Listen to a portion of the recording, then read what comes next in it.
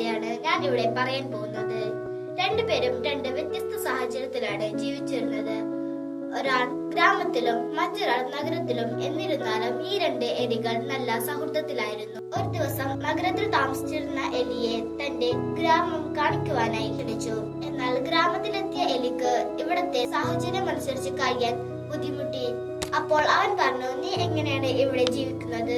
നീ എന്റെ നഗരത്തിലേക്ക് പോര്. അവിടെ നല്ല സൗകര്യമുള്ള സ്ഥലങ്ങളും നല്ല നല്ല ഭക്ഷണവും കഴിച്ചു സുഖമായി ജീവിക്കാം. ഇത് കേട്ട് ഗ്രാമത്തിൽ താമസിച്ചിരുന്ന എലി നഗരത്തിലേക്ക് പോയി. എന്നാൽ അവിടുത്തെ ബഹളത്തിന്റെ ഇടയിലും മറ്റും ഒന്ന് സ്വസ്ഥമായി ഭക്ഷണം കഴിക്കുവാനോ ഉറങ്ങുവാനോ അവന് സാധിച്ചില്ല.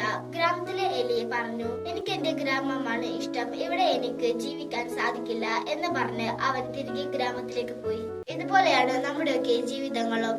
നമ്മൾ ഏതവസ്ഥയിലാണുള്ളത് ആ അവസ്ഥയെ അംഗീകരിച്ചുകൊണ്ട് നല്ലതുപോലെ ജീവിക്കാൻ ശ്രമിക്കുക.